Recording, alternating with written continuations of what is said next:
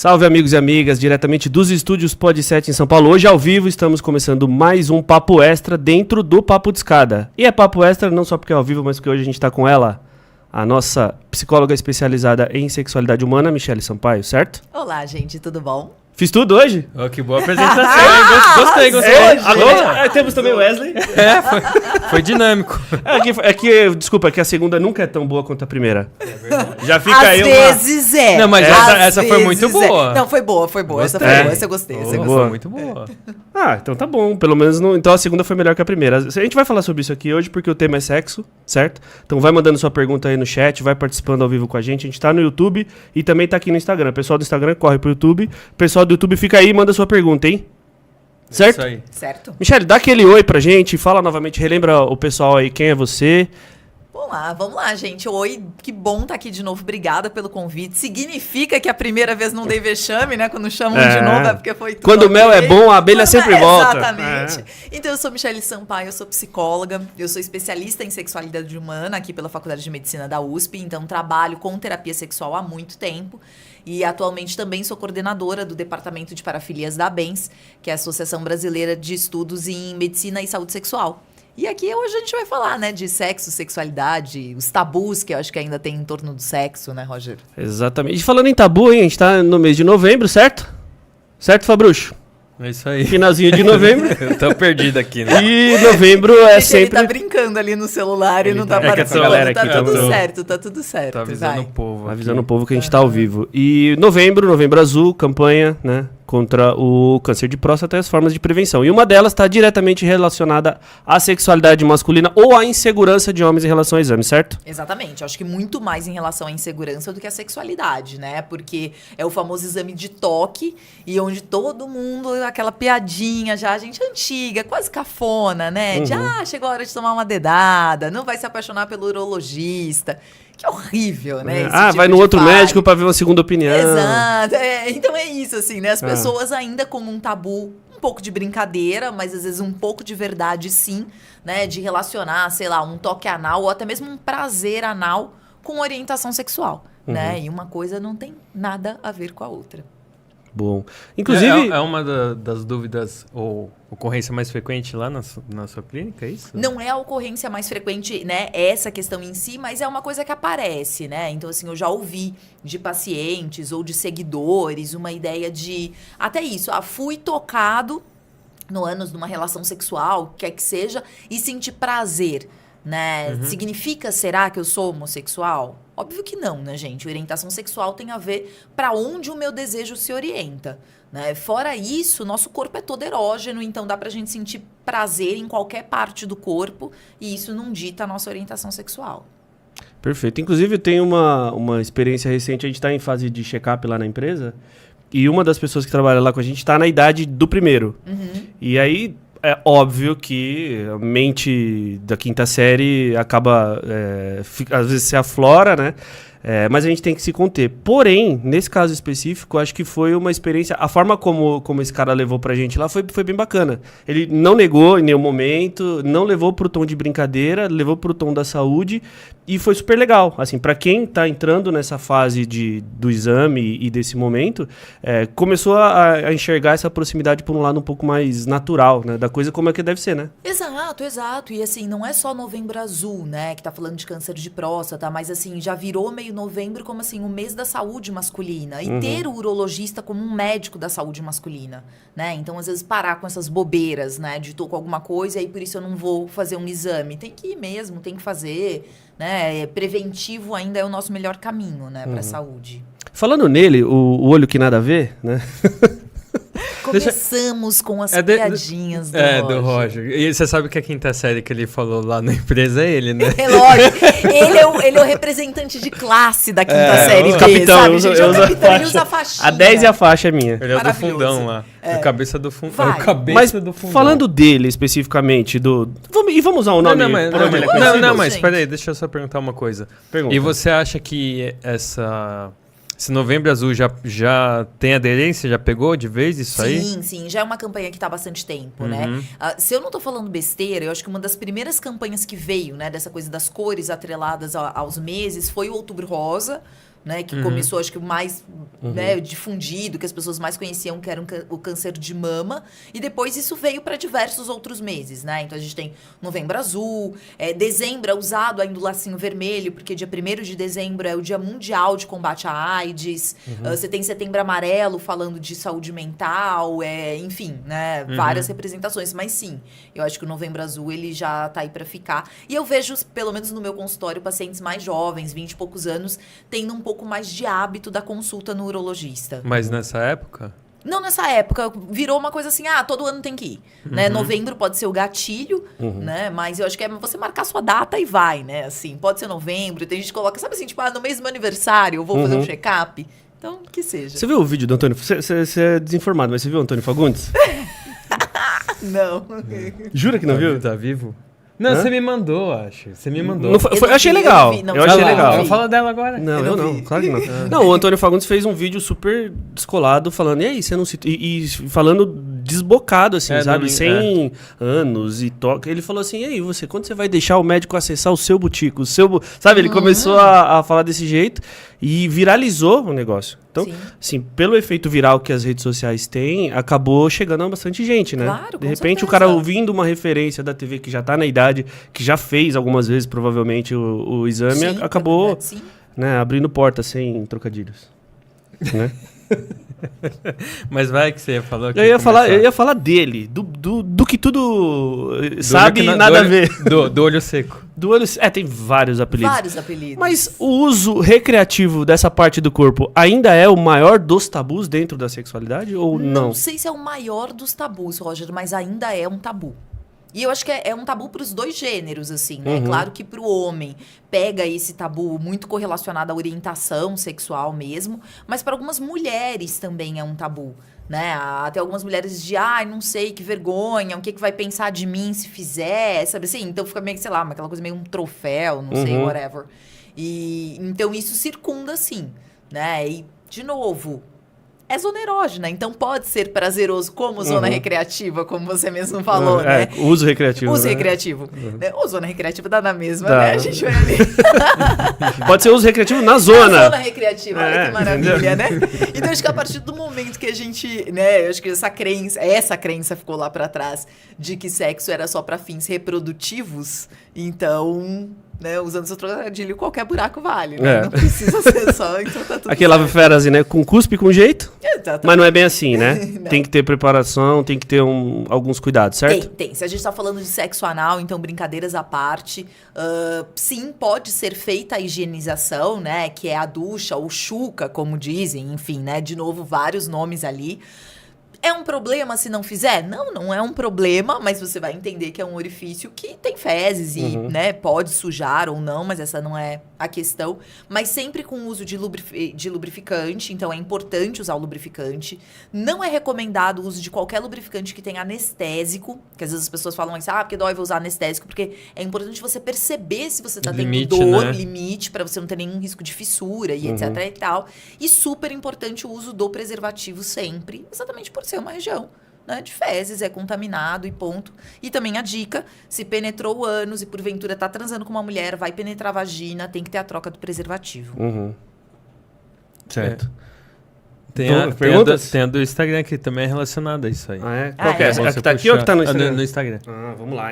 A gente recebeu, para o pessoal entender o que está acontecendo, a gente soltou, e também a Michelle soltou no Instagram dela, umas caixinhas de perguntas para o pessoal ir interagindo e mandando. E a gente selecionou algumas aqui para bater esse papo. Uma delas está exatamente falando sobre esse tema aqui que eu vou ver agora. Pode falar o nome de quem perguntou? Não, né? Acho que não. Ana. Melhor não. Ana Alta, acho que talvez ela tenha...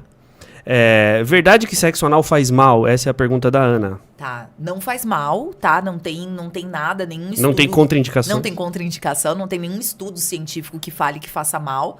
Algumas pessoas podem ter maior ou menor desconforto na penetração. E isso muitas vezes tem a ver com como a pessoa tá relaxada, né? Pra ter aquela penetração. Mas mal, não faz. Muito bem. Tem mais alguma nesse tema aí, Wesley? Não, tem bastante aqui, mas aí acho que dava... Sabe o que eu ia comentar? Eu lembro que na minha adolescência eu via um amigo meu falando que a ex-namorada dele preferia fazer sexo anal do que o convencional. Por medo de perder a virgindade. Mas essa é uma história corriqueira? Sim. E aí, olha até, né, o termo, não sei se mas é o sexo convencional, né? Então, assim... Quem né? convencionou, Quem né? convencionou isso? Eu acho que isso vem mesmo, né, da heteronormatividade do passado, Mas fui eu que lancei essa. Não, tudo bem, mas assim, né, só trazendo isso. Mas existe sim, tá? Por quê? E aí, olha de novo, né, o que é ser virgem, né? Então, é ter um ímen, né? Então, eu não posso ter o ímen rompido. Então, sim, já ouvi diversas meninas falando isso, que, tipo, faziam o sexo anal porque queriam se guardar virgem pra quando conhecesse alguém especial. Algumas até porque as mães fiscalizavam o ímen. Então, a mãe entrava junto na consulta com o ginecologista pra saber se era virgem ou não era virgem, de novo, né? Qual o conceito de virgindade? Então, é do tipo, sexo anal porque eu mantenho meu ímen preservado. Virgindade técnica, né? Exatamente.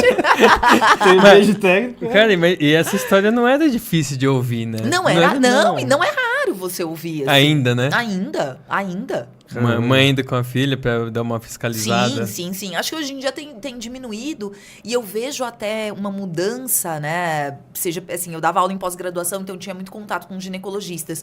A mudança do próprio médico, né? Do tipo, olha, né? É um momento preservado da paciente, seja sua filha ou não, e etc. Então, tá tudo bem, né? Aquele sigilo ético ali, médico, com a paciente. Mas antes, eu acho que isso tinha menos, né? A mãe tá ali, quer fiscalizar, vai e ponto, acabou. Caramba, velho. Nossa, é horrível, né? Igual você receber um iFood e ver se tava com selo ainda, né? se o motoqueiro, porventura, não violou... não receba, né? Então, se está lá... Que absurdo, né? Vamos lá, tem mais alguma aí? Hoje vai ser dinâmico, hein? Perguntas e respostas aqui, ó. Então, mas eu tava...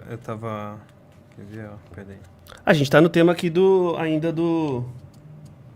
É porque tem umas coisas que são muito parecidas com o que a gente já falou, né? Mas aqui, ó, que nem a que fala, né? Uma das perguntas que a gente recebeu.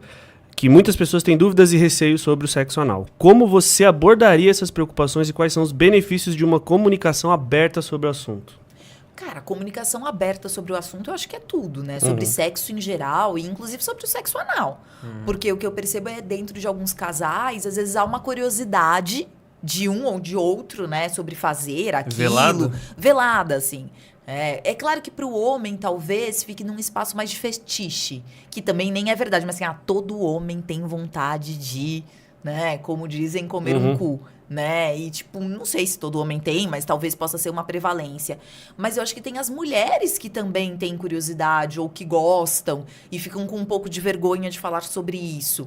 E às vezes também vergonha porque, eu não sei exatamente como eu vou fazer o preparo, né? E se sujar, e se isso, e vergonha, né? Então, eu acho que tem que se falar, né? Tem que conversar sobre... É a melhor forma.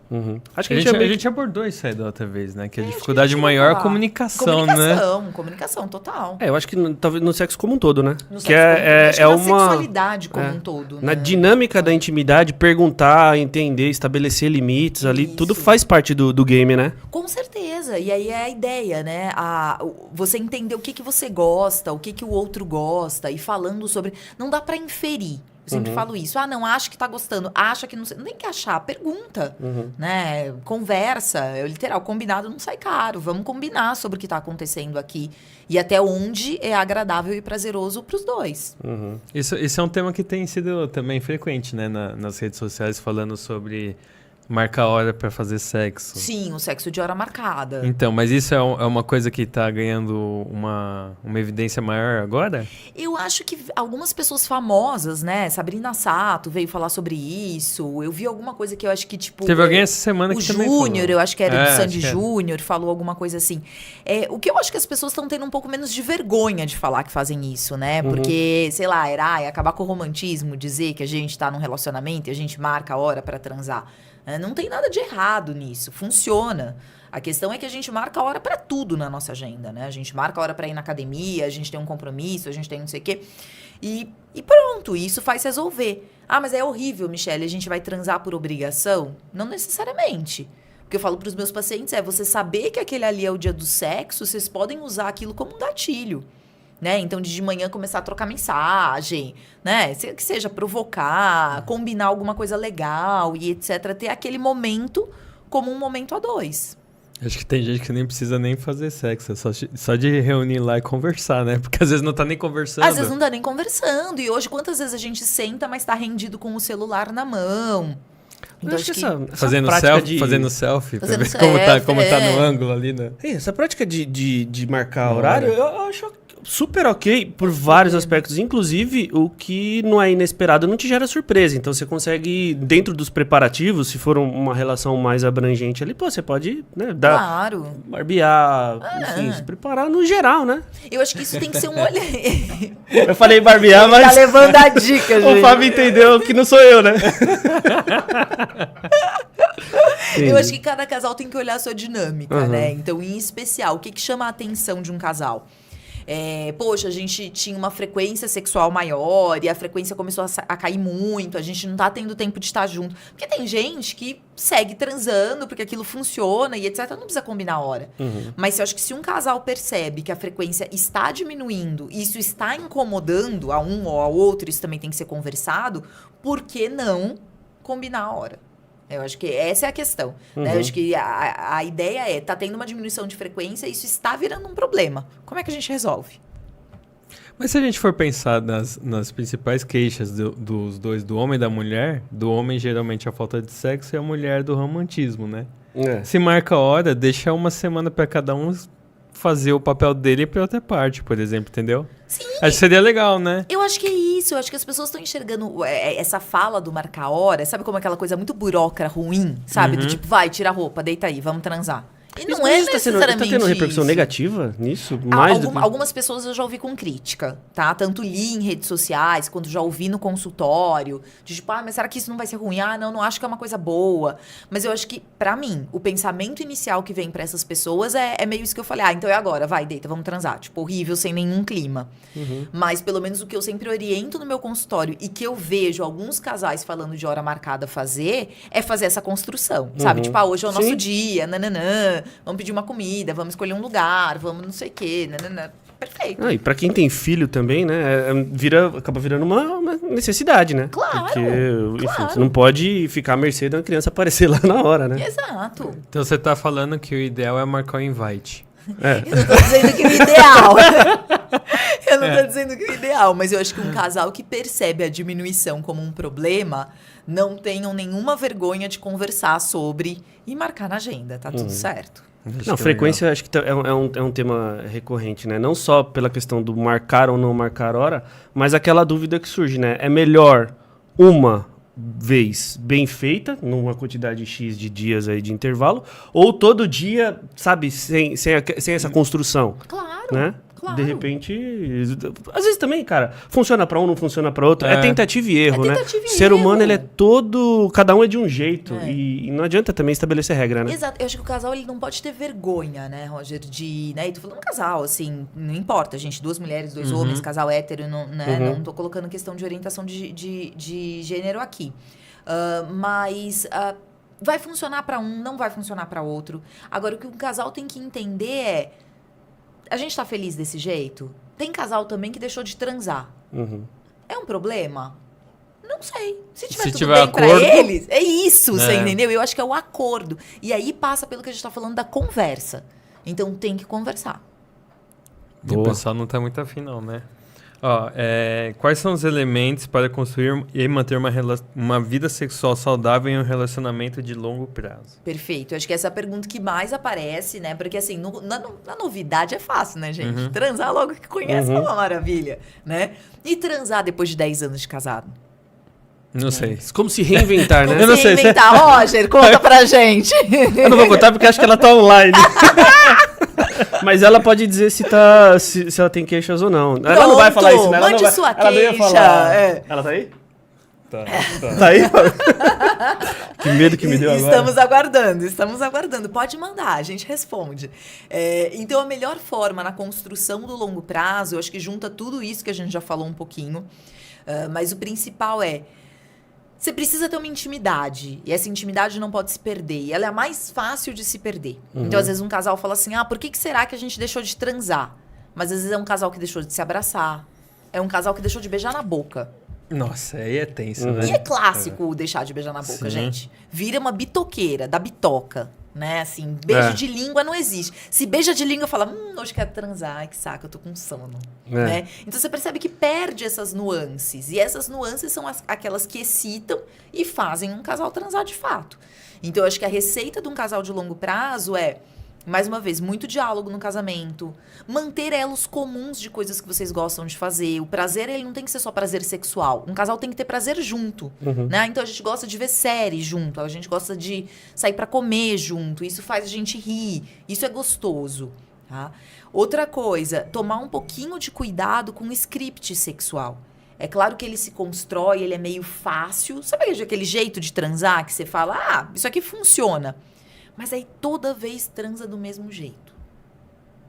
Normalmente é uma cartilha ali, é um né? passo a passo. Não, mas é porque a gente, pelo menos o homem, ele é educado pela indústria erótica com um roteiro ali. Tem umas perguntas em relação a isso. Exato, Então, sabe aquele passo a passo? Eu tenho um paciente meu que já fala assim, na hora que fez assim, eu sei, vai virar ali, vai falar, opa, acabou, é isso. Etapa 1, 2, 3, 4. Isso enjoa, gente. Não tô falando também, tem que subir no lustre, Michele, tem que fazer, tem que acontecer. Não, mas vamos inverter a ordem só ali do que tá acontecendo, né? Se não tem criança, sei lá, transar no sofá ao invés de transar na cama já é uma coisa diferente. Então tem que Desde que não seja nas Casas Bahia, né? Nunca se sabe, vai que, né? Sempre tem algum exibicionista Transando na no vida. sofá, o cara vai lá nas Casas Bahia, não, na sua casa. Essa dica é importante frisar. Eu acho que, falando como alguém que tá há mais de 10, há mais de 20, inclusive, né, casado, é questão de entender as fases. Porque não adianta... mais do que a minha idade. A sua idade, né?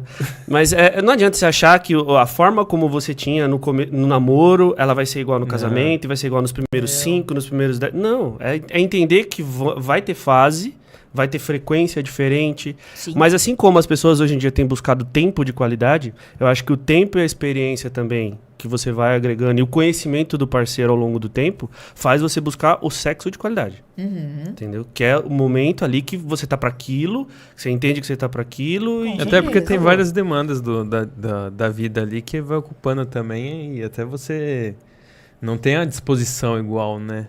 Tô falando a responsabilidade que você tem, aí você realmente, o tempo que você quer ter pra isso, você quer com qualidade. Sim, com certeza. E acho que é aquilo, né? Quando você tem disposição física e emocional, você não tem a experiência. Né? E aí, conforme vai enchendo um copo, vai esvaziando outro, né? Você vai ficando menos fisicamente disposto, mas aí você tem a experiência, então você já conhece os atalhos, e por aí vai, né? Eu acho que é o sexo possível naquele momento, né? E o que a gente faz pra vida, eu acho que a gente também tem que fazer pro sexo. A gente consegue, acho que em grande maioria, se adaptar com o passar da nossa idade. Né? Então, dizer assim, a gente já passou dos 40, eu já passei dos 40, pelo menos, né?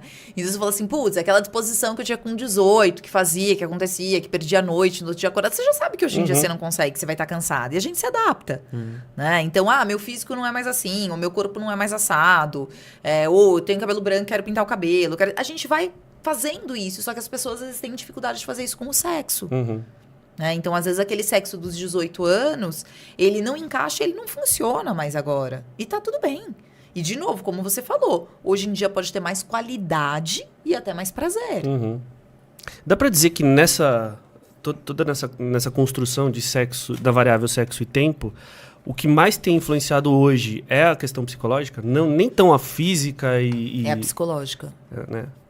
Rola muita queixa disso lá no consultório? Rola. É pressão, o meu consultório, estresse. ele basicamente vem de pacientes que passaram pelo consultório médico, fizeram uma investigação clínica, não tem fatores orgânicos, ou ainda que tem, não são fatores, né, que justificariam talvez toda essa sintomatologia, então são fatores psicológicos. E aí vem isso, vem estresse, vem ansiedade, vem depressão, conflito relacional também, né? Então, aquela ideia, um casal que está se relacionando bem, ele provavelmente vai transar melhor. Se eu tô tendo muito conflito em casa, essa coisa, de dia a gente briga, na noite a gente se ama, não vai funcionar para todo mundo, não rola. Então, os fatores psicológicos, eu acho que eles pegam bastante. E essa correria também do dia a dia. Né? E se a gente fala de libido e pensa só como desejo. Mas eu sempre falo isso, libido é energia vital. Você pensa que você acorda de manhã com a sua carguinha ali, como se fosse a carguinha do celular cheia. No final do dia, você tá na reserva de energia, ou seja, a gente gasta energia com muitas coisas. Então, trabalho demanda, trânsito, não sei o quê, um monte de coisa. Então, a gente tá mais cansado. E, às vezes, sobra menos energia pro sexo. Então, então é melhor começar o dia já dando aquela sarrafada. Por que não? Você entendeu? E, de novo, até um conceito, às vezes, casal. Por que você não pode transar à noite? Por que não pode, sabe assim, acordar e aproveitar? Isso é uma queixa que, às vezes, eu recebo. Às vezes, até mais de homem. Poxa, de manhã, às vezes, eu me sinto disposto. Mas aí, sei lá, tá na correria, tem horário, tem não sei o quê, eu tenho não sei o quê, ou a parceria não quer. E aí, à noite, eu já não tenho mais nenhuma energia pra isso. A gente tem uma pergunta que tá mais ou menos nesse sentido, mas fala especificamente da mulher. Uma pessoa, R. Teixeira, mandou aqui, que baixo desejo ou /libido é mais comum em mulheres e se sim, por quê? Ainda é mais prevalente em mulheres, então por estatística a gente tem que a queixa de diminuição de libido, né, perder o desejo, qualquer coisa parecida, ela ainda é prevalente em mulheres. Não é impossível o homem também ter. E aí, quais são os fatores? Um fator antes, que era sempre entendido como era a questão da testosterona. Homem produz muito mais testosterona que a mulher. Então tem aquela ideia de, então é texto, então é isso, então a mulher nunca vai ter desejo. Hoje, alguns estudos também mostram que pode sim ser relacionado ao nível de testosterona, mas também tem uma questão relacionada que é o quanto nós, mulheres, fomos autorizadas a gostar, a pensar de sexo, a ter uma liberdade sexual. Enquanto o homem viveu isso, às vezes até de forma meio opressora, tem que ir lá, tem que transar, vai, sabe assim, aquele tio que levava... Como diziam na casa das primas, sabe aquela coisa assim? E a mulher não. Então, disso ser um controlador para a mulher também não ter tanto desejo. Vem mudando, claro, mas ainda está posto. E existe hoje alguma coisa na medicina para fazer com que aumente o libido da mulher, tanto quanto existe para o homem? Não, tá? Para desejo, não. Porque uma medicação que ela foi estudada, ela não foi liberada no Brasil, ela foi estudada fora, que chama flibanserina. Ele é um antidepressivo, ele começou a ser estudado como um antidepressivo. E o efeito colateral de mulheres que participavam do estudo era perceber um aumento do desejo. Porém, o que se viu com a circulação dessa medicação? Que a resposta positiva do aumento do desejo não era tão significativa, frente de muitos efeitos colaterais da medicação. Então, não funcionou. Então, e até descobrir o que da medicação que é que causa esse efeito exatamente. É um objeto de outros estudos. Exatamente. Então, não. Então, aqui a gente nem tem, em alguns outros lugares foi descontinuado. E o que a gente viu é que não foi tão eficaz. Porque daí eu acho que a gente parte dessa ideia, né? Desejo, ele é muito mais psíquico do que necessariamente físico. E falando ainda nessa linha, me veio uma dúvida agora, essa é minha, não é de ninguém não. O preservativo feminino não vingou, né? Igual o kit de primeiros socorros lá no carro, né? Não fez muito sucesso, né? Ele existe, ele tá aí, né? Ele é recomendado. Tem até uma questão dele que pensando em ISTs, né? Ele até previne mais, porque ele é grandinho, né? Então ele cobre. Né, a vulva como um todo. Então, às vezes, para fazer sexo oral e coisa e tal, você tem uma cobertura maior da região. Mas não pegou tanto. Acaba que o masculino seja mais fácil, ele é mais barato também. Você consegue o preservativo masculino na rede pública gratuitamente. Então, ele acaba tendo uma maior circulação. Boa. Eu ia fazer uma pergunta, agora eu esqueci. Porque você ficou falando, bem na hora que eu ia falar pra você. Pô, droga, desculpa, cara. Tem uma no chat. Opa. Faz aí, então. Vamos lá, Fabio, sem vergonha, hein? Vamos lá.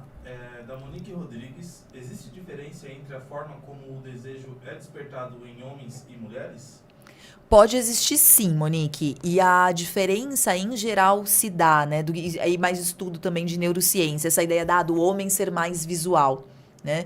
Então, o homem, às vezes, só dele ver uma situação ou uma cena erótica, isso pode despertar o desejo nele. As mulheres, e aí por relato, claro que isso é subjetivo, não é uma regra para todo mundo, mas às vezes ela acha que ela precisa de mais toque, de mais contato, ou se sentir mais confortável, confiante, ou uma vinculação, para isso despertar o desejo. Acho que isso, mais uma coisa, também vem mudando, mas do que a gente vê de diferença seria um pouco essa. Muito bom. Eu tava vendo uma pergunta que eu ia te fazer. Isso é pensamentos meus, aquelas análises... É bom a gente assumir o que é nosso e o que é... gente, não vamos atribuir a seguidor o que não é aquelas minhas inspirações ouvindo histórias dos meus amigos do lado, assim, sabe? Olha aí esses dois. Não, olha não, esses não, dois não. que criaram. Não é mesmo, até porque é mais uma coisa mais delicada. É um assunto que rolou hoje na hora do almoço. Os homens, por exemplo, quando... É muito frequente ouvir homem que procura prostituta e no final não tá nem mais fazendo sexo, mas conversando. Uhum. Isso é um fato de que ou lidar em casa, assim, é fuga, isso aí? Geralmente, o que... Agora você me lascou, porque você falou amigo do lado. Não, mas por isso que eu falei que não tinha nada a ver com você. Não é dele, Não é do lado dele, tá direito, é do tudo lado bem. esquerdo. É do lado esquerdo. Não almoçou junto? Para com isso. Acho que isso... Manda ver, manda ver. Não, pode falar. Não, eu não sei se as pessoas ouviram a pergunta da Monique. Você tá com o microfone aí? Mas agora já foi. Mas agora já foi. É. O próximo põe o mic lá. Foi uma dúvida técnica no meio Eu do... respondi só É. sem ter a pergunta como base, né? Então, vamos lá. Eu acho que pode ter milhares de fatores, né? Então, como você trouxe para um homem procurar uma garota de programa, uma profissional do sexo, né? Então, os fatores são diversos. E aí, um pouco dessa história, ele procurou para conversar, né? Não dá pra gente fazer uma inferência que uma pessoa dessa tá com uma relação ruim. Pode ser que a relação seja boa e aquilo seja só um fetiche, né? Tem uma pergunta disso agora. Pode ser que tenha algum assunto que ele não quer conversar em casa e por isso ele quis lá, né? Alguma fantasia que não é aceita e ele vai lá conversar. Ou também alguns que nem têm parceria fixa e vão só para conversar, porque também tem questões outras ali que eles querem, sei lá, Tanta coisa em descobrir. aberto, né? É isso, é muito difícil a gente achar, né? Mas eu acho que essa ideia assim de, é porque o casamento tá ruim, tá indo lá, é porque ele tá carente. Cara, não sei, pode ser, pode ser fetiche? Também pode. Então, Eu acho eu que- tenho uma outra pergunta. Por Mas que- eu só vou dar uma recomendação rápida. Tá tudo bem confundir a profissional do sexo com a psicóloga. Só não pode confundir a psicóloga com a profissional do sexo. Óbvio, sempre, né? Enquanto é isso. É Por favor, menos, né? é mais ou menos isso que eu ia falar, né? Que o tabu não é ir na profissional do sexo pra conversar. O tabu é ir na psicóloga se tratar e conversar lá, né? Exato. E muitos homens, quando chegam no meu consultório, falam, pô... Tira a roupa, né? Mas você sabia que já teve uns assim, óbvio, não tirou a roupa, gente, mas que perguntou no final da sessão. Posso tirar a Ele- roupa? Não, Tipo assim? ele perguntou assim, posso perguntar uma coisa? Eu falei, claro. Minha namorada que falou pra perguntar. Uhum. Lógico. Você vai ter que ver? Eu, ver o quê? Ele vê ele. E apontou pra baixo. Eu falei, não, você já mostrou ele no urologista, eu não preciso ver. Aqui a gente vai só conversar, então tá tudo bem. não engraçado precisa. como o homem trata, né? Parece que tem um CPF próprio, né? Ele. É tem- uma terceira pessoa ali, um- entendeu? Mas aí é isso. E aí, às vezes, numa primeira sessão vai com uma coisa mais tensa, mas muitos falam, poxa, achei que seria mais difícil, mas foi tudo bem, né? Por ser uma mulher, vou falar, mas não, foi tranquilo. Ó, tem uma aqui, ó. Segue. Quais são as práticas sexuais menos convencionais que você percebe que estão se tornando mais comuns e aceitas, vai? Perguntar de não convencionalidade pra mim é algo complicado, assim, sabe? Toda vez que eu vou em algum O que que é churrasco, toda vez que eu vou em churrasco, o pessoal fala, não, gente, chegou a Michelle, ela vem com alguma história, assim, totalmente fora da curva, né? Então, vamos lá, pegando, né? Então, a pergunta é, o que é não convencional que está se tornando mais prevalente? Então, a gente ainda tem a ideia da não convencionalidade sexual, isso tá nos manuais diagnósticos. Um grupo que eu acho que vem tomando muito corpo, e esse corpo a gente percebe muito mais por rede social, por grupos de afinidade, né? A gente tem algumas pesquisas, mas é muito mais por plataformas mesmo de pessoas que se interessam.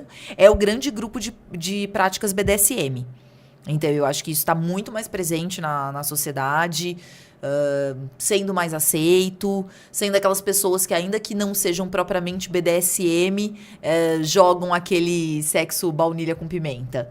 Então, eu acho que isso vem aumentando. BDSM é o sado, é isso? Não é Roupinha- só sado, mas é isso, é o grande grupo, né? Então, a sigla é bondage e dominação, né?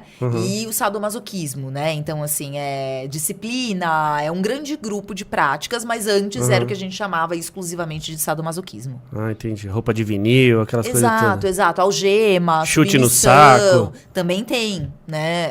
Cara, já viu um vídeo disso? Ball busting, chama. Meu, mas tem assim, parece uns tiros de meta que a mulher cobra no rapaz e e ele adora, cara. Ball busting. Então tem várias coisas. Isso não dá pra falar que é convencional, vai. Não, é isso, tá dentro da prática não convencional, né? Porque, na verdade, às vezes a gente tem a dificuldade de entender que uma prática sexual que provoque dor pode gerar prazer.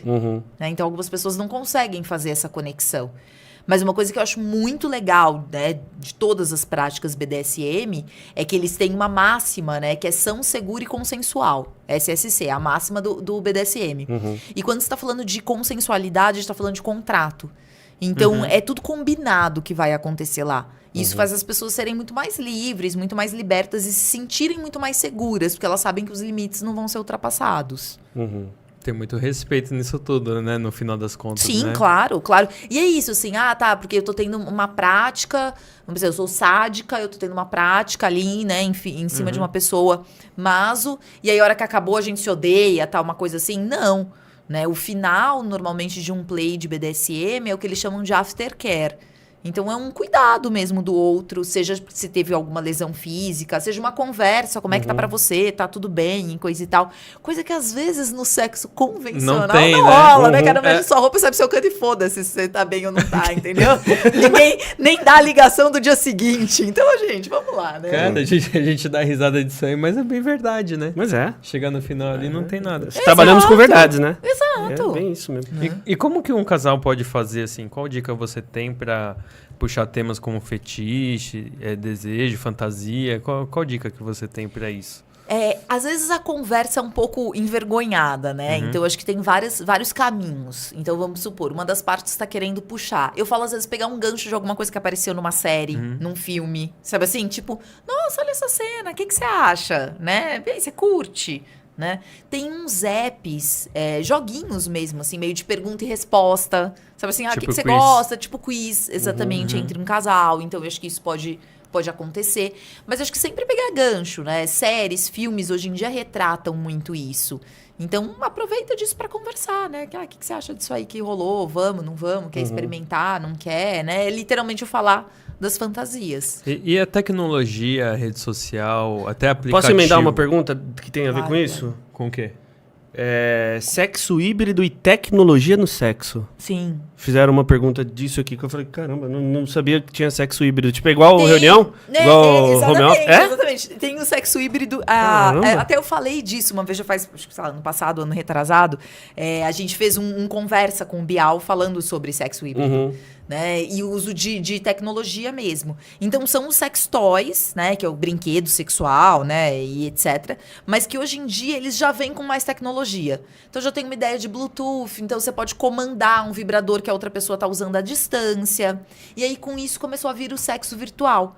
Então, óculos mesmo de realidade virtual que simula.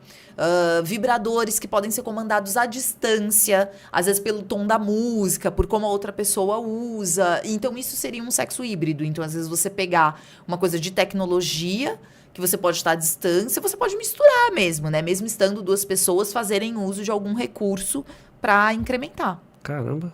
Essencial o casal visitar algumas lojinhas de brinquedo aí, Tem né? várias lojas hoje. Se tem vergonha, gente, também dá para comprar pela internet. Tá tudo bem, assim, né? O mercado de sex toy cresceu gigantesco, assim, na pandemia. Cresceu demais. Caramba. E a parte de, por exemplo, aplicativo, não só rede social, mas aplicativos também de namoro, de encontro, que seja, ou até de sexo, como que tem afetado a sexualidade do povo aí?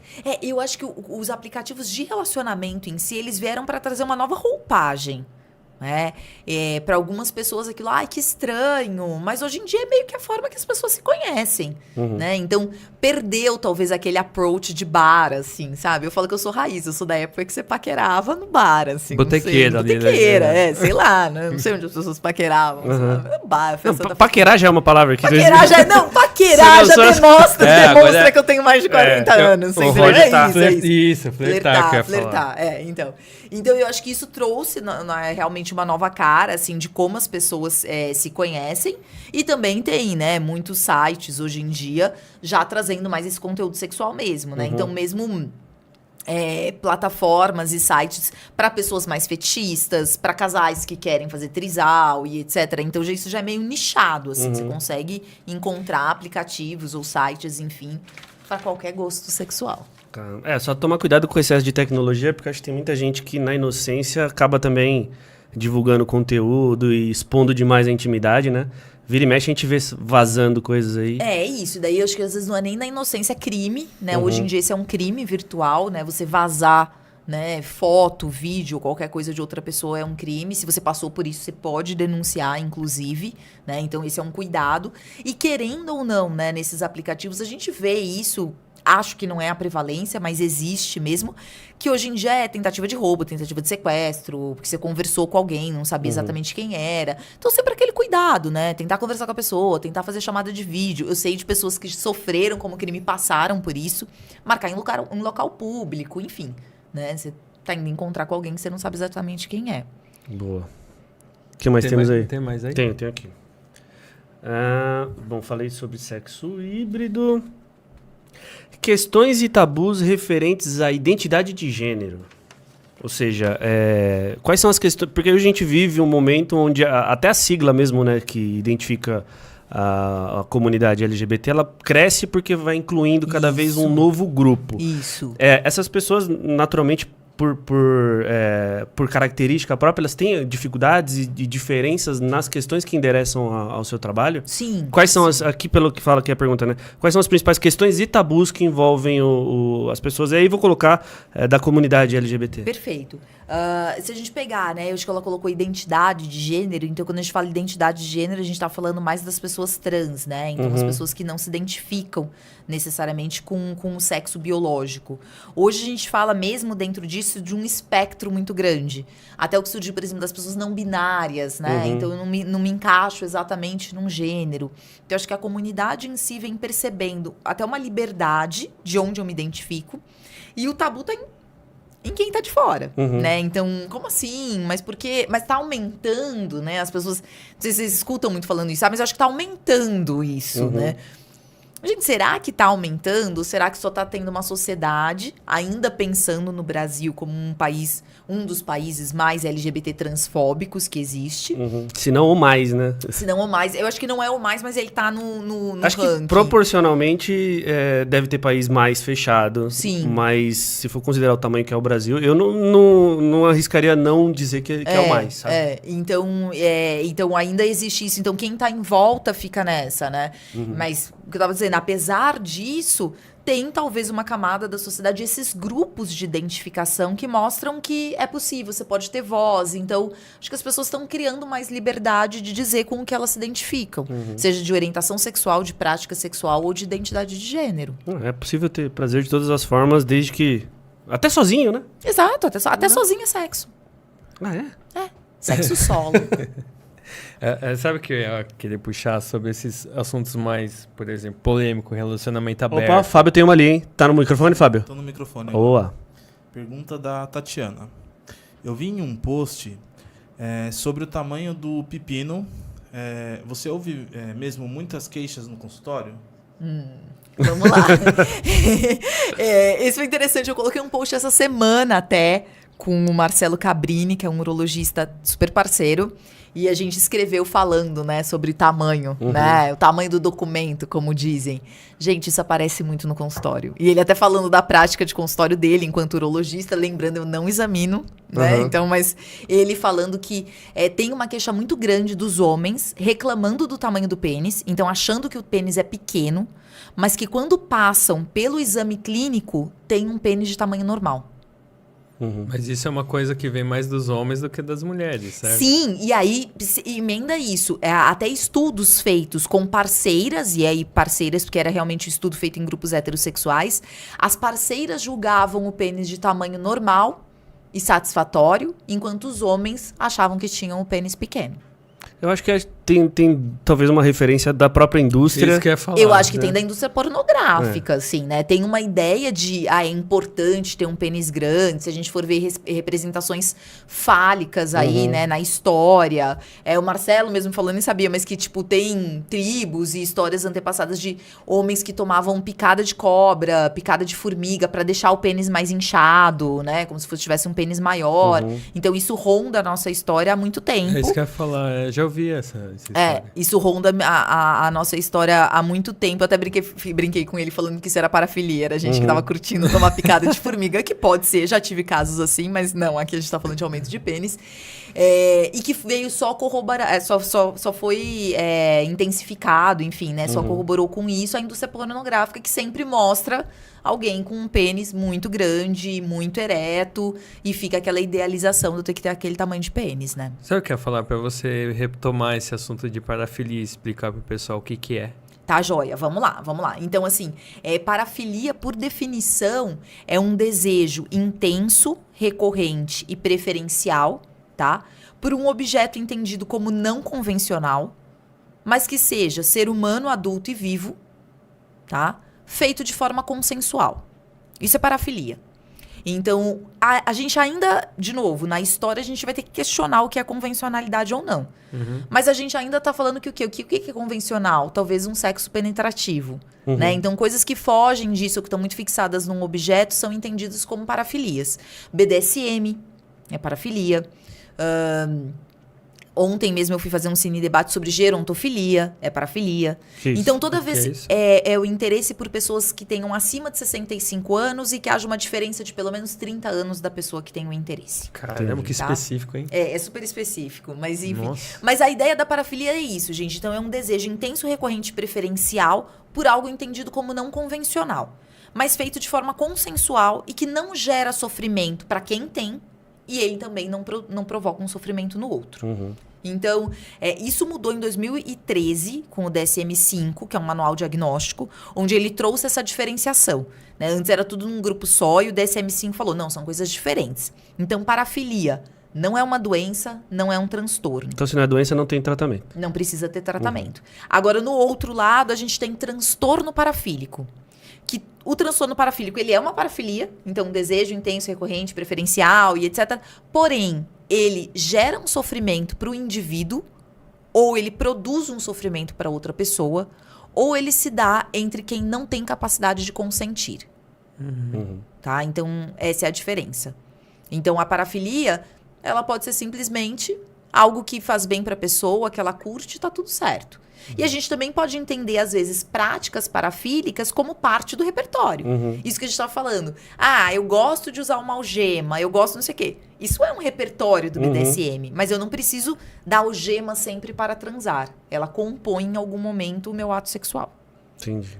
E aproveitando o gancho, fantasia e fetiche. A diferença, assim, não, é meio que a mesma coisa, assim, né? Na verdade, a fantasia é eu querer algo. O fetiche, a gente usa a palavra fetiche já mais querendo ou não, caminhando para parafilia, como se fosse algo muito recorrente ou muito intenso. E a fantasia seria aquela coisa assim, eu penso sobre, eu gosto, mas tá tudo bem se não realizar. Ou igual você falou da outra vez, né? Ou só contar pro parceiro, sobre, né? Exatamente, também só contar pra parceria. Exatamente. Né? Tem mais perguntas? Ela tava falando do Cabrini, e aí a gente acabou entrando nas parafilias, mas em algum momento você falou que pesquisa com as parceiras, entendeu-se que o pênis dos parceiros era normal ou acima do normal. Isso. Você usou a palavra normal. E aí, o que é o normal? Porque tem uma medida de normalidade, né? Na BNT, tá lá. Isso, tá lá, tem a regrinha, você entendeu? Tá dentro da BNT. Então, assim, tem um padrão, que é o que a gente tá falando, né? Tudo que a gente chama de normal na sociedade é aquilo que tá dentro do padrão. Antigamente falava da caneta Bic. É isso mesmo? Exato. Então, mas com a tampa nela? Com a tampa... E você sabia que isso faz diferença, né? A forma como se faz a medida peniana faz diferença, né? Então, eu já tive paciente muito frustrado, porque ele mediu na casa dele, e ele achou que tinha X tamanho. E quando ele chegou no o Uro falou 2 centímetros a menos. Nossa. Aí ele ficou arrasado. Você entendeu? Então, e aí fui pedir cirurgia. Tem cirurgia, né? De aumento. Tem, mas de novo, é o que eu tava falando ainda com o Cabrini essa semana. Nem sempre vai ter essa indicação, né? Porque a cirurgia, ela é pra homens que tiveram alguma tortuosidade no pênis, né? Doença de Peyronie, por exemplo, gera um entortar. Mas quando o pênis está normal, às vezes você não tem uma intervenção cirúrgica para fazer. Né? Então, é muito mais de você, lógico, você acolhe o sofrimento do paciente, mas explicar o porquê. Né? Fala-se muito, por exemplo, da síndrome do vestiário. Porque o homem ele tem vergonha de estar com o pênis dele à mostra, às vezes, na frente de outros homens. Então, é algo que ainda circula, né? Esse incômodo. Mas, gente, não precisa, né? Vamos pensar se esses homens que se incomodam aí por prevalência são homens que transam com mulheres, vamos supor, né? O prazer da mulher na penetração vaginal tá nos primeiros 3 centímetros. Aí, ó, boa informação, hein? Entendeu? Ainda sobra 5. Ainda bem chorinho, yes! É vantagem já, né? Já tá no lucro, você entendeu? Então não precisa. Mas aí uma dica pro cara que é inseguro, dá aquela depilada, você ganha uns 2, 3 centímetros no visual. Mas você sabia que tem gente que uma das cirurgias é, às vezes, você tirar a gordura do pubis, né? Porque daí você fica com visualmente, talvez, mais externalizado. Gente, um seguidor comentou, é que eu não vou lembrar a frase exata agora. Porque exatamente nesse post falando de tamanho do pênis, ele falou assim, uma vez eu ouvi uma frase que pênis grande é tipo sapato de salto alto, sabe assim? Tipo, é bonito de ver, mas dói pra usar, sabe? Qualquer coisa parecida. E é meio isso, assim. Mais tipo aquela história, né? Mais vale o palitinho aceso do que o gigante adormecido, não é verdade? Também tinha essa frase antiga. O pequenininho feliz, né? Sabe assim? As frases dele já, né? O pequenininho festeiro, é isso, gente. É tipo isso. Não, ela falou... Você vai ser um tio do pavê forte, hein? Certeza, Super. certeza. O sobrinho do pavê vai virar o tio do pavê um dia. Tá falando de tamanho e de tempo de relação. Também tem alguma coisa dentro do normal? Pré-estabelecido? Tem. Convencional? Convencional. Você gosta? Tem um tempo médio de um estudo que foi feito e que trazia a média, na verdade, variava de 3 a 5 minutos. Se não me engano, o número preciso que eu li uma vez no estudo era uma média de 5,4 minutos na relação. E na relação, na verdade, quando eles consideram esse tempo, é de intercurso penetrativo. Tá? Então, assim, por estudos... ejaculação precoce vai ser considerado quando você ejacula, né, em intercurso penetrativo num tempo menor que 2 minutos. Aí hoje tem tentado se tirar um pouco essa questão de tempo e falado muito de inevitabilidade do controle. Então a pessoa não queria, né, ejacular, ela ainda não queria, ela não teve controle sobre aquele tempo ejaculatório. Então é isso, muito pouco ruim, mas também muito além disso, ruim também, né? Demora demais, pode ficar desconfortável. Mas você tá falando que tá estabelecendo uma nova tipo de definição, é isso? Na nova definição, né, que existe sobre ejaculação precoce, eles pararam de falar exclusivamente sobre tempo. Mas é mais assertivo, né? É mais assertivo. Então, assim, existe a questão do tempo? Existe. Um entendimento, né, menor que 1 a 2 minutos. Ok. Mas fala-se muito de inevitabilidade do controle. Né? Então, assim, eu não queria e eu não tive nenhum controle sobre isso. Então, um paciente que num curto espaço de tempo, dependente do minuto, ele não conseguiu ter um controle, pode ser entendido como uma ejaculação precoce, se isso está acontecendo na maioria das relações sexuais. Caramba. Lembrando que isso pode variar se você errar o nome da pessoa na hora. Aí quero ver se conseguir mais que 8 segundos. Nossa, Roger tá quase stand-up aqui. Não, mas a gente tá intercalando um momento sério com... Sim. Agora é relacionamento aberto. Eu ia falar, tem uma pergunta aqui, ó. Quais os desafios do ponto de vista da saúde sexual e emocional? Essa foi do Inácio, né? Nossa. Eu acredito que o maior desafio seja lidar com ciúmes. Né? Porque você não pode dizer que o ciúmes não vai existir. Né? Às vezes a forma como ele apresenta e se representa vai ser diferente. Né? Mas mesmo as pessoas que querem viver uma relação aberta, que querem viver uma relação não monogâmica, que acreditam na não monogamia, elas não estão isentas, né, de passar pela questão dos ciúmes. Nós, nas nossas relações de modo geral, a gente ainda tem muito uma ideia da exclusividade. Né? A gente se incomoda com a não exclusividade. E a não monogamia, ela prega muito mais uma coisa de singularidade. Tipo, não é exclusivo, mas é singular, né? Porque o sexo que você tem com aquela pessoa, você só tem com aquela pessoa, né? Com outra pessoa é de outra forma e assim vai. Então, eu acho que o grande desafio é saber lidar com essas emoções. E, mais uma vez, eu acho que cabe muito um contrato, né? De como vai funcionar. Mas os pacientes, pelo menos que eu tenho, né, em terapia, os casais que vieram até para transitar o relacionamento mesmo, ou que vieram por razões outras, isso é muito conversado. As pessoas acham que na não monogamia, na relação aberta, é oba-oba, tudo pode. E não é, tudo é extremamente conversado. Isso pode, se não pode, aqui gostei, aqui não gostei. Né? Mas eu acho que o grande desafio tá em lidar. Eu acho que a não monogamia sexual... talvez ela esteja sendo mais entendida. Todo mundo entende que uma hora você tem vontade de transar com outra pessoa. Né? A não monogamia afetiva, eu acho que ela pode ser um desafio um pouco maior. Requer, eu acho que um preparo emocional diferente, exato. né? A pessoa tem que estar num nível de maturidade, de segurança. Tempo, né? Exato. E talvez a pessoa não tempos. chegue nisso, tempos. E talvez a Tempo, pessoa né? não chegue nisso, né? Enfim. E aí é claro que tem os casais que têm a vontade, mas assim, putz, a gente não quer se assumir enquanto um casal de relação aberta. Mas vivem, né, a não monogamia consensual em alguns momentos. Por exemplo, casa de swing, né? Festas abertas, festas liberais. Aqui em São Paulo tem muito, né? Então, tipo, naquele recorte é permitido. Que loucura, né? E aí ela vive uma relação aberta só com a parceira, mas é fechada pro resto da sociedade, né? Né? Mas e isso é um tema que tem sido mais frequente lá com você? Sim, bastante. Bastante, né? Bastante. Ele aparece, Wesley, não só como fantasia, como vontade de alguns, e putz, acho que outra pessoa nunca vai aceitar. Que seja, vamos falar, né, quando a gente falou de fantasias, fazer uma homenagem, a outra pessoa não vai aceitar, quem que a gente vai convidar, contrata, não contrata, sempre tem algumas questões assim. Mas eu acho que tem aparecido mais até como uma possibilidade. Né? Mais casais, assim, abertamente assumindo que tem uma relação aberta. Porque não é isso, a gente tem, mas não conta pra ninguém, né? Não pode ser em lugar público. Sabe? Não pode ser conhecido. Exato. Não pode repetir. E aí, é lógico, são regras. Mas eu vejo mais casais vindo e pensando, tipo, isso pode ser uma possibilidade, por que não? Aí te procura justamente para fazer essa transição. Sim, eu já tive casais que vieram para procurar pela transição.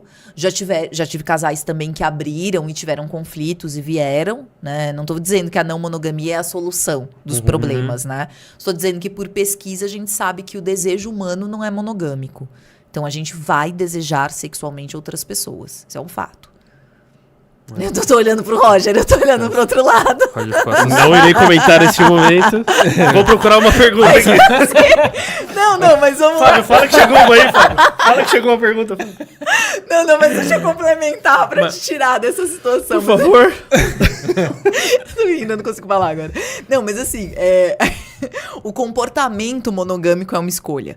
Né? Então, assim, quando eu falo isso do desejo, é você pensar que você olhou uma atriz de Hollywood que você nunca vai encontrar na sua frente. Ele tá tenso. Não, tô procurando a pergunta aqui, mas segue o vai. E você vai desejar, sabe? Às vezes você deseja a atriz, o ator do filme. É isso. Eu sonhei com uma atriz do filme. É porque é isso, porque o desejo, ele é livre. E o pessoal tem procurado isso formalizado legalmente? Eu acho que não existe algo legal. Você fala juridicamente mesmo? Acho que não como algum contrato já pré-estabelecido, não, já formatado, mas uma coisa de comum acordo ali, cravado como se diz, na pedra. Na assinatura firmada lá. Não, acho que não. Acho que em documento assim não. Mas essas conversas têm tido, né? Eu estava agora, mês passado, no congresso da Sociedade Latino-Americana de Medicina Sexual. Fui dar aula em Medellín. E uma das aulas que eu dei foi sobre não monogamia. Então, tipo assim, falando sobre não monogamia num congresso internacional. Então, é um tema que tá aí, né? Porque talvez seja uma das novas formas, não sei se tão nova assim, né? Mas que, assim, as pessoas talvez estejam falando mais hoje de relacionamento. Mas lá você tá falando que era o congresso da América do Sul inteira, é isso? Latino-americano. E você vê alguma diferença, assim, do... Cultural? Olha, das pessoas que eu conversei, mas assim, a diferença do que eles recebem em consultório, né? Não difere muito do daqui. Seres humanos, né? Latino também, Latino, como um todo, acho que é isso. Você vai talvez para um congresso, sei lá, asiático. Europeu, asiático. No Oriente Médio, né? É diferente, mas... Isso não... Tô jogando a curiosidade aqui. Sei que tem algum tipo agora de como se diz assim, o contrato nupcial, que é de namoro, né? Tem um contrato, em vez de ser só casamento, agora tem um que é namoro, se eu não me engano, sabia disso? É relação estável, mas tem de namoro? Namoro eu não sei. A advogada amiga minha falou que existe hoje um de namoro. Não sabia. Eu acho que ela tava tentando alguma coisa com você, de repente. Nunca ouvi falar, tentando te fisgar aí pela área dela. Por contrato, né? Não vou questionar. Eu queria propor uma coisa aqui. Quem acompanha o canal da Michelle, ela tem a sessão das rapidinhas lá, né? E aí eu queria fazer uma de verdade ou mito. A gente tem algumas que chegaram aqui, eu juntei e aí também pra gente preparar aí alguns cortes bacanas pra poder depois soltar. Legal. A primeira situação aqui, verdade ou mito? Masturbação faz mal e deve ser evitada. Mito. Explique-se. Pode explicar? É É isso. A masturbação em si, ela não necessariamente... Então, eu coloquei como mito, porque eu acho que prevalentemente é um mito. Mas a masturbação em si, ela não necessariamente vai fazer mal. Ela é uma forma de conhecer o próprio corpo e ela pode ser muito saudável, tá? Criou-se alguns movimentos, inclusive que chama NoFap, né? Tipo, na gíria mesmo de FAP, né? Sobre parar de se masturbar, porque isso daria um grande benefício para a saúde masculina. O NoFap era um grupo de homens. E depois viu-se que esse benefício ele não persistia, entendeu? O grande malefício da masturbação, então a gente vai falar, é ser muito associado ao uso da pornografia e ser muito, às vezes, vamos dizer assim, um ritual muito sistemático do como se masturbar. Eu só me masturbo daquele jeito. Porque isso pode fazer você se acostumar com o estímulo e ter dificuldade, às vezes, na relação a dois. E isso interfere também no sexo, ou seja, no tempo? Pode interferir. Pode interferir. É isso. Se eu me masturbo, vou colocar, se eu sou um homem e eu me masturbo muito rápido, e o homem às vezes tem mania de fazer isso, né? Eu falo que é a masturbadinha do soninho, quer se masturbar antes de dormir. Então, às vezes, assim, sabe assim? Todos os 3 riram aqui, gente. Todo mundo se identificou. Né? Que tá com insônia? Tá com insônia? Que nada. Vamos lá, né? E às vezes comprime muito pênis. É legal que ela expõe todo mundo, né? Tá nem aí, Já sou praticamente, né? A próxima não podcast é seu. Comprime muito pênis, usa uma velocidade muito rápida e etc. Isso pode acabar sendo um determinante nas relações seguintes. Legal, então tá respondida a primeira, masturbação faz mal, deve ter evitado. É mito, desde que não seja no ônibus, né? Aí no ônibus tá errado. A primeira vez sempre vai doer e sangrar. Mito. Mito. Daí não precisa nem explicar. Acho que não precisa, né? A gente escuta e a mulher ouviu que ia doer, talvez por isso que a mulher tenha, né, mais medo. Pode sentir uma dor? Pode. É pavorosa? Não. Vai sangrar? Não, necessariamente. Né? Não é aquele lençol na janela, não existe mais, né? Terceira delas aqui. Em toda relação sexual existe prazer e orgasmo. Mito. Estamos numa sequência de mitos aqui, né? Não necessariamente também. Não necessariamente, né? Você pode, às vezes, até ter uma relação que você vai achar que não é prazerosa. Você pode ter uma relação prazerosa que não te leve ao orgasmo. E tá tudo certo. Maravilha. E você acha que a mulher enfrenta muito problema em relação a isso? Do orgasmo em si? É uma questão frequente lá com você? Da mulher hoje em dia menos, mas ainda é. E isso passa muito por quanto a mulher conhece o próprio corpo, quanto ela explora o próprio corpo, né? Qual o caminho que ela sabe para chegar a esse prazer, né? Eu preciso saber o caminho das pedras para contar para quem tá transando comigo. Acho que esse é um grande ponto. E também pra você conseguir relaxar, né? O orgasmo é relaxamento. Então, se você tá tensa, se você não tá totalmente confortável na transa, se tá preocupada com o que tá acontecendo, é mais difícil atingir um orgasmo. E quais dicas que tem? Quais caminhos para solucionar isso? O autotoque mesmo, a masturbação é um caminho, né? Você conhecer seu próprio corpo, tocar, entender como você gosta de ter prazer, né? No sexo, buscar falar o que você tá sentindo, como você quer ser tocada, uma posição que funciona melhor para você. E se despreocupar, né? Sexo é não julgamento, acima de tudo. Até o fator de brinquedo sexual ali para pegar e sim, comprar, né? Sim. E que profissional que procura para tratar isso? Uma mulher precisa procurar? Quando ela tem dificuldade de orgasmo? De gozar, primeiro, às vezes pode passar na ginecologista para um exame clínico e entender que tá tudo bem. E terapia sexual, tá? E se tiver alguma questão mesmo, às vezes, não consigo ter orgasmo porque eu tenho dor e etc. Fisioterapia pélvica também pode ajudar. A gente ouviu falar já, né? Da fisioterapia pélvica, mas em questão relacionada à gestação. Gestação, incontinência urinária, né? Mas também tem a parte, né, uroginecológica, assim, voltada para as questões da sexualidade. Que legal. E a questão de orgasmo feminino, acho que também é uma parte... dá pra gente considerar ainda um tabu, porque pro homem, o orgasmo marca ali o fim de uma primeira relação. Não necessariamente pra mulher, né?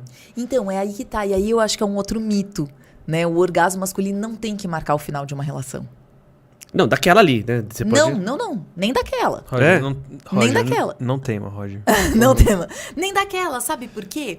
Se a gente fala que ele determina o final daquela, vai ser uma preocupação gigantesca pros homens que estão gozando rápido. Né? Vai ser uma preocupação gigantesca se às vezes ele tá transando com uma mulher e a mulher não teve orgasmo, ele fala, puta, gozei, agora acabou. Por que precisa acabar? Por que o homem, né, ejaculação / orgasmo do homem, né, gente, fenômenos diferentes, mas que acontecem normalmente, né, em momentos muito próximos, né, ou ao mesmo tempo. Por que aquilo determina o fim? Ah, eu tô transando com uma mulher, ela não teve prazer, eu ejaculei. Beleza, volta pros estímulos dela, a transa ainda é a mesma. Porque senão a gente tá considerando que sexo é penetração. E não é. Mito. Tá vendo? Mais um mito. Próximo. Muito Posso ir sentido. pro próximo? Não. Pode. Qual que era aqui? A outra foi... Peraí, deixa eu só matar essas 5 aqui, Fabrício. Guarda aí, hein? Homens gostam mais de sexo do que mulheres. Essa eu posso responder que é mito? Vai. É mito. Mito. Aê, acertei? Sim. Aí. A gente vai falar, né, como eu falei anteriormente, né? Então, se o desejo... a falta de desejo ainda é prevalente mais em mulheres, mas a pergunta aí é se gosta mais, né? Não, né, gente? Eu acho que vem mais nessa crença de que homem é o transão, né? Curte muito sexo. E a mulher cumpre a obrigação de transar. Não, tem muita mulher que curte muito transar, tem muito prazer, tá encontrando sua liberdade de transar a hora que quer e tá tudo certo. Boa. E tem que ser assim. E a última aqui, que acho que todas são mitos, né? Homem tem que estar pronto a todo momento. Mito, né? Mito. E aí eu acho que é onde a masculinidade, né, ela pesa muito negativamente sobre o homem. Né? Aquele homem que sempre aprendeu que ele tá pronto no Cobrança? sentido... Cobrança. Pronto no sentido de ter desejo, pronto no sentido de ter uma ereção, né? Então eu já tive paciente que falou, não, se eu não tô ereto, eu não tiro a roupa. Olha de novo um aprendizado da pornografia. Né? Não, o homem não tem que estar sempre pronto, tá tudo bem um homem perder uma ereção, isso não tem nada demais, isso não diz respeito à pessoa que ele tá transando, né? Então, às vezes, é alguma coisa comigo, você não gostou, você não tem nada a ver. Você não tá num bom momento, tá tenso, tá ansioso, tá tudo certo. Sexo é um termômetro do relacionamento? Não necessariamente. Aí cada casal tem que avaliar, né? Qual que é o pilar mais forte daquele casal. Tem casal que tá super bem e não tá transando. Então, não necessariamente é um termômetro. E vice-versa. E Transando muito e tá uma merda de exatamente. relacionamento. Exatamente. Então, não é um termômetro. Boa. E aí, Fábio? Fabião. Faz a sua pergunta. Temos perguntas. Pergunta da Beatriz, meio que voltando sobre relacionamento. Qual é a forma mais ideal de abordar os acordos de relacionamento aberto / nível inicial, antes que os ciúmes tome conta e proporcione desconforto? Perfeito.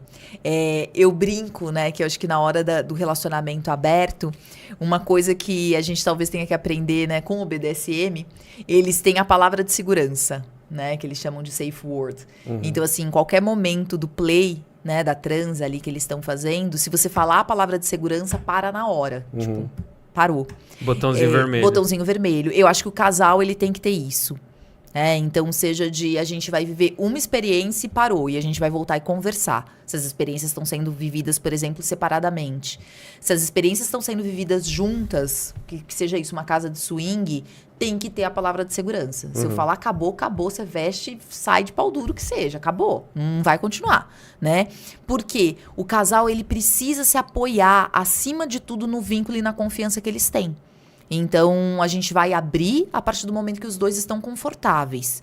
Pintou ciúmes, não foi legal, alguma coisa não ficou bacana, para. Dá uma pausa, conversa sobre isso, digere, dá um tempo, espera, entende se quer tentar de novo. Então, essa eu acho que é a melhor forma. Talvez a maior prova de amor seja justamente nessa situação, né? Do para. Para agora. Não, eu tô falando assim, do para e não só falar, mas o outro aceitar e puxar o carro e porque eu acho que é essa a ideia, né, gente? Quando a gente fala até, né, na tão frase, tipo, não é não. A qualquer hora. Posso estar no meio de uma transa e dizer assim, não sei, não me senti bem agora, quero que pare agora. Outra pessoa tem que parar. Mas você quis vir, você quis começar uma penetração, mas agora eu tô expressamente dizendo que eu não quero mais. Parou. Os acordos. Acordos. O que é falado é regra, né? Exato. Vamos lá. O que mais que a gente tem aí, Weslindo? Não, acho... Tinha a questão daqui, ó. Como as questões de gênero influenciam as dinâmicas sexuais? Não entendi muito. Nem eu entendi também. Então, quem que foi esse que mandou aí? Foi o Fernando, né? Fernando... Um abraço. Manda aí de novo, manda de novo aí. Rapidinho antes da Michelle, entra lá no perfil dela, se ela entender, ela te responde. E essa questão do gênero em si? Ele é muito... Porque assim, agora como está sendo jogado isso, com mais frequência jogado, mas tocado nesse assunto nas redes sociais principalmente, tem uma grande confusão do que os formatos que eles são, né? Por exemplo, questão de gênero A e B, que antes acho que talvez o pessoal achasse que não daria para ter cada um na sua tribo, vamos dizer assim. E hoje tem é mais evidente a mistura como um todo. Isso na cabeça das pessoas, não os atuais, mas os mais... com um pensamento mais antigo ali. Como mais que tem difícil. sido isso? Porque isso. Antes a gente tinha a binariedade do gênero, né? Era homem e mulher, né? Homem é homem, mulher é mulher. Sabe aquela coisa assim? E depois foi se entendendo que não, né? Então começou-se a falar do transtorno de identidade de gênero. E de novo parecia também uma coisa binária. Então ou eu sou cis, né? Ou eu tô ali no extremo do trans e eu quero fazer a minha cirurgia de afirmação de gênero e etc e tal. E hoje a gente fala de um espectro, né? Então tem, não vou nem saber quantas, assim, hoje em dia existem, que a gente fala que são camadas das identidades de gênero. Então é como se a gente pegasse aqui saindo de um cis até chegar lá a pessoa que fez a cirurgia genitália e etc e tal. Tem N camadas até lá. Então hoje em dia fala-se disso, eu posso ser uma pessoa, vamos dizer assim, um transmasculino. Então transmasculino, eu nasci biologicamente, né, mulher, mas eu me identifico com um masculino, sou um transmasculino, mas eu não quero operar o meu genital. Mas isso não faz com que eu não seja um homem trans, entendeu? Então eu acho que tem essas... Hoje em dia se percebe que tá tudo bem ter esse espectro. Mas claro que você pegou, né, gerações anteriores, né, ou quando isso não era tão falado, ainda é um pouco difícil para as pessoas entenderem ou aceitarem, né? Aí cai na vala dos preconceitos.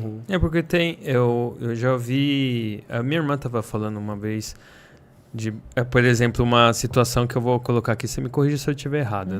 Que eu nem lembro ao certo, porque para mim acho que ainda estava meio difícil de entender, para falar a verdade, sabe?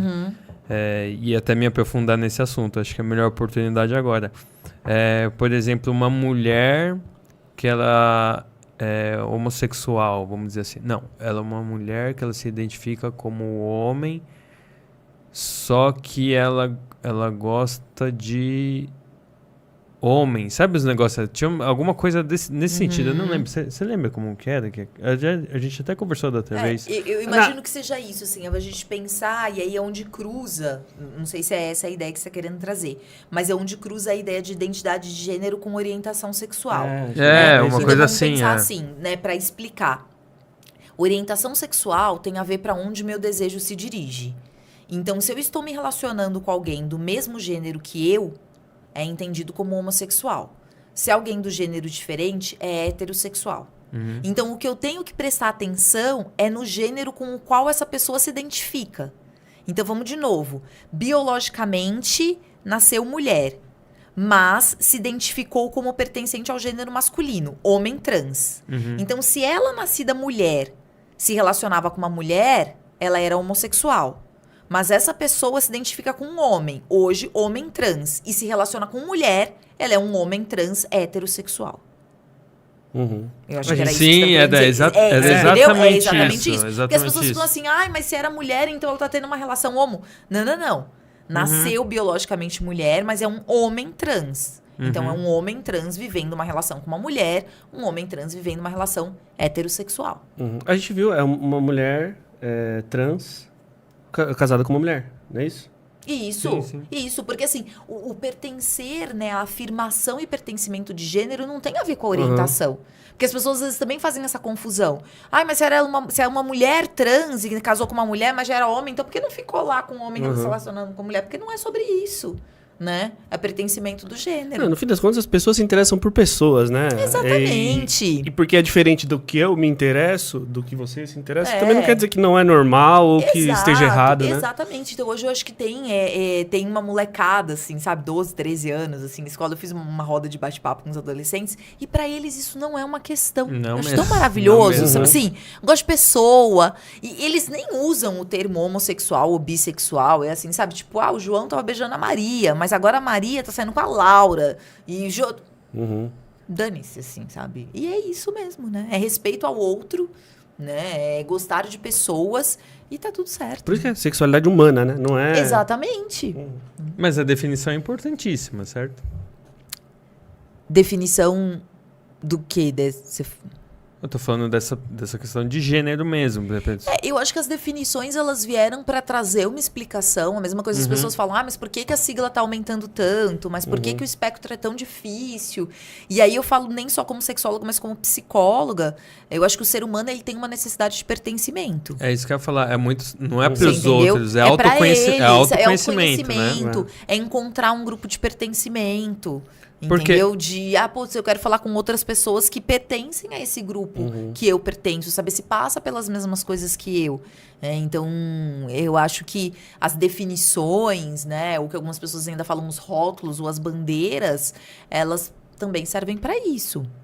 Porque uma dor frequente que falam é que não é nem só o que vem de fora, mas se entender, né, primeiro. Claro! Porque vem uma trocação de tiro ali que no Lógico. final fica mais confuso ainda. Com certeza.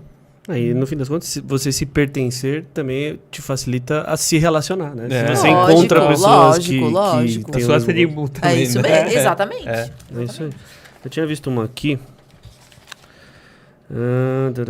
Qual que era, gente?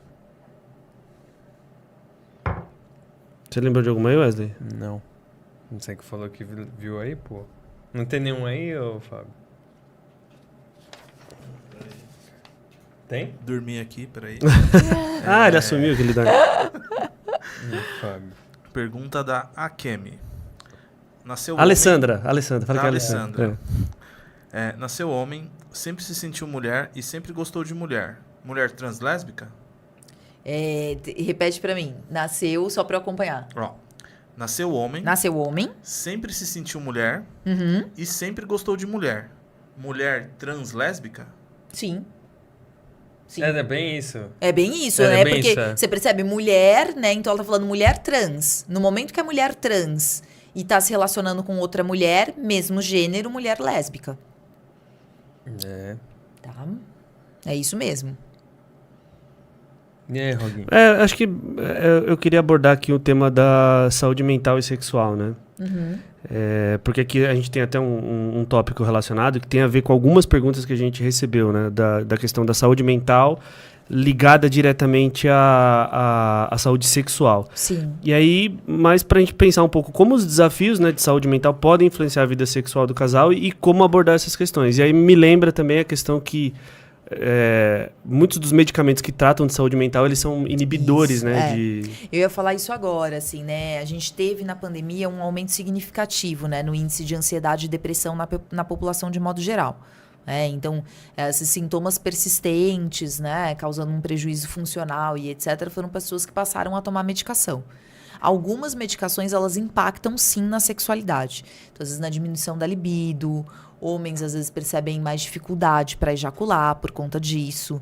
Então, não importa que você está passando com um psiquiatra, é importante que você também possa falar sobre as questões da sexualidade. Então, assim, eu tenho psiquiatras parceiros que são formados em sexualidade, então eles também conseguem fazer um manejo medicamentoso. Mas o que a gente tem que entender é que, se eu estou com um quadro depressivo, eu preciso tomar medicação. Tá, gente? Não dá pra ter medo do impacto disso na vida sexual. Por quê? Uma pessoa depressiva, ela também vai ter um impacto na vida sexual.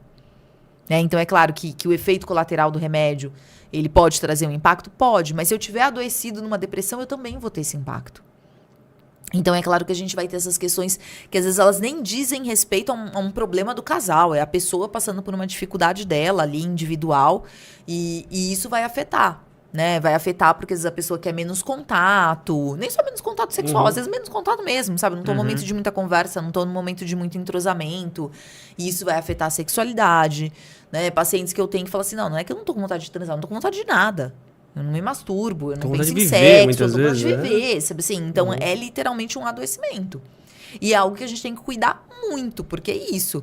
A saúde mental está mais frágil, ela está mais impactada por questões do nosso cotidiano. E aí acho que cabe também um alerta ao parceiro, à parceira, né? De quem está vivendo uma situação como essa, de entender, primeiro, que vai passar, né? Não existe, acho que, imagino eu, não sei, mas uma depressão que vai durar para sempre, um remédio que vai causar esse efeito para sempre, que vai marcar algo definitivo na relação. Mas que é um momento que as pessoas têm que se entender e conversar, de repente, buscar alternativas, Exato. E até entender como que será que o sexo pode funcionar apesar disso, né? Então, talvez eu não vá estar tendo desejo espontâneo, ou já tive pacientes mulheres que por conta da medicação acharam que diminuíram a lubrificação. Então, você não precisa ficar brigando para ter uma lubrificação natural. Usa um lubrificante, né? Vamos conversar sobre uma ideia de desejo responsivo, como é que a gente pode construir esse sexo de um outro jeito, né? E respeitar também o momento do outro, às vezes. Sim. Eu passei por aqui numa das perguntas sobre questão de disfunção erétil. A gente está meio que indo do 8 a 80 aqui, passando por algumas. É desse tema, Fabião? Tem mais uma desse tema aqui. Manda aí, Fabião. Vai lá.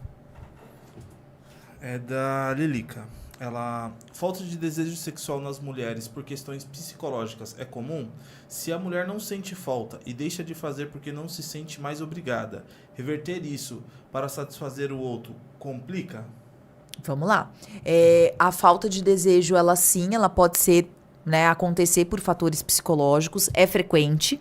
Tá? Então, de novo, mulheres que se sentem sobrecarregadas ou que se percebem com sintomas depressivos, ansiosos, ou até questões da autoimagem mesmo, uma mulher que está mais insegura, que não está bem com o próprio corpo, isso pode impactar no desejo dela.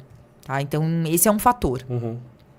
Não ter mais vontade, né? O que ela falou, não tenho mais vontade, não me sinto obrigada e etc. Perder a vontade sempre vai ter que ser um diagnóstico diferencial, porque tem gente que fala assim, será que eu não tô vivendo uma fase de uma assexualidade? Eu não tô com desejo e tá tudo bem? Sim, isso pode acontecer, se isso não tá te gerando um sofrimento e etc. Mas a gente sempre tem que descartar a questão do desejo hipoativo, né? E o ideal é que essa mulher, ela não se force a ter a relação, como é a pergunta. Porque se forçar a ter relação, sim, pode ser pior. Mas eu acho que tem que ser entendida também numa perspectiva do casal, né? Então, eu estou me relacionando com uma pessoa que é uma pessoa que se percebe sexual e com desejo sexual. E que quer ter uma vida sexual ativa. E eu estou me relacionando com essa pessoa e eu não quero. Qual o meio termo que a gente consegue chegar? Comunicação do casal tá uma bosta mesmo, né? Você entendeu? Porque assim, é isso. É óbvio que essa pessoa que pergunta, ou pergunta dela, ou pergunta do conceito, ela não tem que se forçar porque a outra pessoa quer transar. Eu acho que fazer sem querer é um passo da não consensualidade, Exatamente. né? É quase isso, porque né? Existe abuso dentro de relacionamento estável, né? Dentro de casamento. Agora, vamos pensar também, e a outra pessoa que tá lá e quer? E aí? Né? Eu sempre falo pros casais que... colocar o casal em sintonia não é fazer um ir pro lugar do outro, mas é encontrar a faixa do meio, onde assim, onde cada um consegue ceder se sentindo confortável, não se sentindo agredido, e a gente fazer algo que funcione pros dois. Geralmente a mulher se sente inibida, né? Se sente cobrada às vezes, né? E outras questões aí que podem impactar nesse desejo. Né, no ponto de não conseguir falar nada, né? Sim, Esse que é o problema, né? Mas eu também tenho o outro lado no meu consultório, até porque eu atendo muito mais homem, do homem com pouco desejo. E ele também fala, cara, eu me sinto muito cobrado, porque essa coisa do homem tá sempre pronto, né? Que a gente falou aqui agora há pouco. Então, se ele não quer, né, esses homens que trazem o relato no meu consultório vivem relações heterossexuais, de ouvir da mulher, então você deve estar transando fora, então tá acontecendo isso, né? Vai cara, piorando, né? Não tá acontecendo nada, eu só não sei que tá, sabe, tô sem desejo, não tô bem e coisa e tal, e ponto. E acho que também entra um pouco na questão das relações abusivas, que acho que hoje tem um pouco disso, e relações onde envolvem dependência, seja financeira ou emocional, de um dos lados ali que está na relação. Isso interfere bastante também na questão sexual, né? Sim. É comum aparecer, você perceber um traço de uma relação quando ela não é saudável, quando o problema que te vem pelo lado sexual, mas você fala, putz, esse problema não é sexual. Exatamente. Esse Roger, é um diagnóstico que eu tenho que fazer logo no início, quando a pessoa traz, né? Será que não é alguma questão relacional que acabou ocasionando num sintoma sexual? Então, isso é uma... Daí não adianta a gente ficar querendo resolver o sintoma sexual se a parte relacional tá ruim. Né? E sexo é mais um momento que a gente vai se comportar na vida. Então a gente leva pra cama aquilo que a gente tá vivendo no nosso dia a dia, não tem como. Mas foi nesse sentido que eu quis dizer sobre termômetro. Porque no final, assim, às vezes você tem uma evidência ali, mas quando você vai pesquisar tudo ali, são outros fatores que tá rolando ali, só não tá rolando no final, não, né? Que eu falo assim, é que às vezes, o que eu não quis colocar como termômetro, Wesley, é assim, às vezes o casal tá muito bem, mas eu individualmente não tô. Uhum. Então eu não tô conseguindo transar, mas não tem nada a ver com a pessoa, com a minha parceria. Você entendeu? Mas eu tô deixando de transar. É um termômetro de que pra mim a relação tá horrível? Não, às vezes a relação tá ótima, você entendeu? Sim. Mas eu tô frustrada profissionalmente, eu tô num momento que eu não tô legal, sabe assim? E aí isso vai refletir no sexo. Então só por isso que naquele momento eu coloquei que não, né? Não, em total sentido. É, porque outras coisas ali, né? outras coisas interferem, né? É. E você acha que um problema do casal hoje, por exemplo, é muito... Tem muita coisa envolvida com bônus e ônus? Sempre tem, né? Casal é ônus e bônus. Casamento é ônus e bônus. Relacionamento é ônus e bônus. Mas não quer ter o bônus e o ônus já... Todo mundo, né? Então Qualquer todo mundo relação. Então todo mundo vai acabar. Não, qualquer relação comercial e etc. Se você não entende que tem uma hora do ônus, você não fica. Você não fica num trabalho, você não fica numa relação de amizade. É isso que eu queria falar. Você não fica. Você não fica, né? Você entendeu? Então é isso, você tem um preço a pagar, você tem sua parcela pra carregar. Né? Gente, relacionamento não é fácil, casamento não é fácil. Ai, nossa, é pra ser difícil, é pra... Não, também não. Mas assim, não é mil flores. Vai brigar, vai ter hora que você fala, que saco, não sei o que, vou ter que ter, né? Vou ter que abrir mão de alguma coisa. Isso em toda relação. Não tô falando só de casamento. Com amigos a gente cede. Você queria fazer um programa, um amigo quer fazer outro, quer de um jeito, você cede pra estar ali. Trabalho você cede. Então isso é relacionamento. Por isso que eu acho que eu gosto daquela frase que fala que pra você não buscar alguém pra te completar. Pra você completar a si mesmo e achar alguém pra te ceder, pra transbordar. né? Exato. Completa você, né? Você. Completo e boa. Antes da gente entrar na questão da disfunção erétil que eu vi aqui, tem mais alguma, Fábio? Não. Eu vi uma vez numa pesquisa que 1/4 dos homens acima de 40 anos tem algum problema com ereção ou até mesmo ejaculação precoce. É isso mesmo? Não, fala-se mais ou menos de 30% a 40%. Então é mais. Né? Então, sim, acima dos 40 anos pode cursar com uma dificuldade, né? Então, a gente vai ter, com o passar da idade, então com mais idade, a gente pode ter questões orgânicas que se somem. Então, às vezes, uso de medicação, obesidade, diabetes, etc. e tal. Mas a gente também vem observando bastante a questão dos prejuízos mesmo psíquicos, que também vão ocasionar uma perda de ereção. Certo. E aí, assim, a primeira vez que acontece, de fato, qual que é a melhor dica como terapeuta sexual? Sim, dá pra falar? Pra não deixar a peteca cair. Pro cara chegar lá, o guerreiro falar, peraí, tá tudo bem. Exato. Vamos tentar de novo ou para por aqui? Quais são as dicas? Eu acho que o melhor jeito para uma transa que você foi e você não conseguiu ter ereção é você não problematizar. Né? A falha de ereção... Que vai ser difícil pro cabra também, na cabeça dele. Mas vai ser difícil se a gente pensar em todos esses tabus e regrinhas, né, e mitos do sexo, né, gente? Homem falha. E tá tudo certo, e não é um problema. Naquele dia você estava cansado, naquele dia não tava legal, não rolou, né? Então, tratar esse evento como um evento isolado, com normalidade, né? Não deixar o climão pesar. Porque, de novo, se eu penso que para transar precisa ter ereção, então a transa acabou. Mas se eu entendo que eu posso continuar transando sem ereção, tá tudo certo. Então eu continuo ali naquela situação para ter uma relação prazerosa, ignora que tá sem ereção, porque às vezes no ignorar a ereção aparece, então leva numa boa, porque ali vai ser um evento isolado.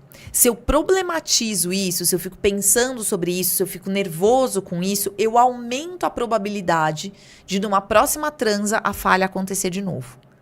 Porque eu começo a ficar ansioso e eu começo a fazer descarga de adrenalina e a adrenalina atrapalha na ereção, né? Corta a ereção.